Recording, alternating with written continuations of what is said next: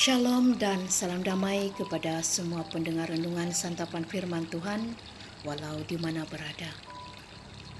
Renungan Injil hari ini 11 Desember 2025 diambil dari Injil Matius bab 11 ayat 11 hingga 15. Marilah kita hening seketika mempersiapkan diri untuk mendengar Injil Tuhan dan pewartaannya.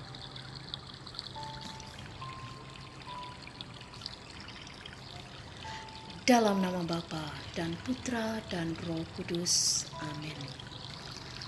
Aku berkata kepadamu, sesungguhnya di antara mereka yang dilahirkan oleh perempuan, tidak pernah tampil seorang yang lebih besar daripada Yohanes Pembaptis. Namun, yang terkecil dalam kerajaan surga lebih besar daripadanya. Sejak tampilnya Yohanes Pembaptis sehingga sekarang, kerajaan surga diserong dan orang yang menyerongnya mencoba menguasainya. Sebab semua nabi dan kitab Taurat bernubuat hingga tampilnya Yohanes. Dan jika kalian mau menerimanya, Yohanes itulah Elia yang akan datang itu. Barang siapa bertelinga, hendaklah ia mendengar.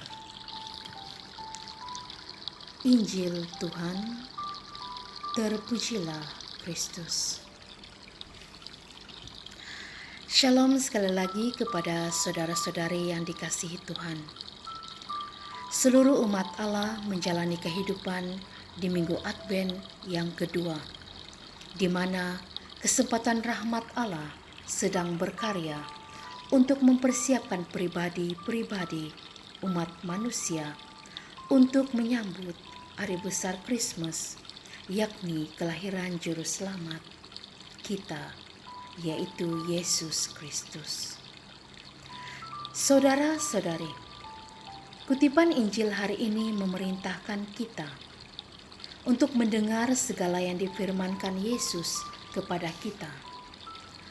Bukan hanya sekadar mendengar, tetapi mendengarkan dengan telinga, yang juga dapat mengacukan kepada sikap kita dalam membaca kitab suci. Dalam bacaan Injil hari ini juga, Yesus berbicara tentang Yohanes Pembaptis sebagai tokoh besar yang mempersiapkan jalan baginya.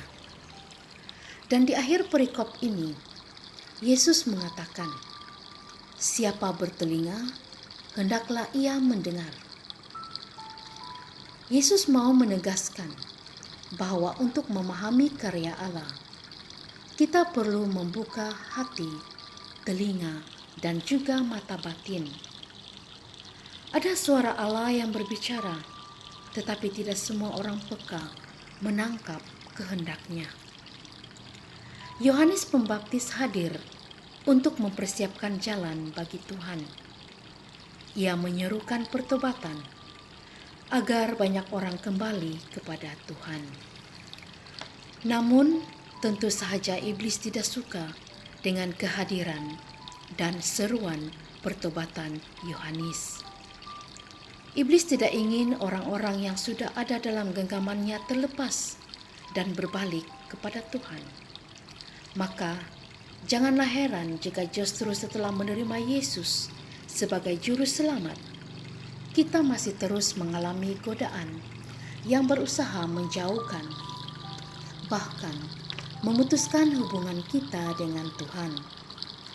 Iblis bekerja melalui godaan duniawi, seperti sikap mementingkan diri sendiri, pikiran-pikiran buruk seperti iri hati, persaingan tidak sehat, dan hawa nafsu yang tidak terkendali.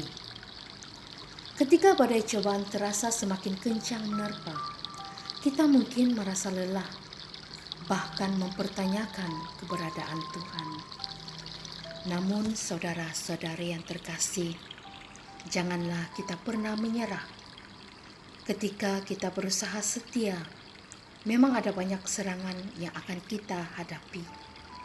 Justru di dalam kesulitan inilah iman kita akan diuji dan diperkuat. Tetaplah menjaga relasi dengannya melalui doa, merenungkan firman-Nya, mengikuti ekaristi, dan bersekutu dengan komuniti agar dapat saling mendukung serta saling menguatkan dalam perjalanan iman kita. Tuhan Yesus juga mengajak kita untuk memiliki hati yang terbuka dan telinga yang peka. Di kehidupan zaman ini, kita seringkali terbiasa mendengarkan seruan manusia dan suara-suara di media sosial, sehingga suara Tuhan hanya terdengar samar-samar. Tantangan kita saat ini bukanlah apakah Tuhan berbicara, melainkan apakah kita mau menyediakan waktu untuk mendengarkan Dia. Hari ini firman Tuhan mengajak kita untuk menyadari bahwa Ia setia dan selalu menolong. Ia memegang tangan kita, bahkan ketika kita tidak sadar. Kita diminta untuk tetap setia di dalam iman. Semoga melalui renungan ini, iman kita semakin teguh bahwa Tuhan adalah Allah yang baik, yang memegang tangan dan memimpin langkah kita. Marilah kita tetap setia, selalu peka, dan selalu mendengarkan suaranya. Tuhan memberkati kita semua. Amin. Dalam nama Bapa dan Putra dan Roh Kudus. Amin.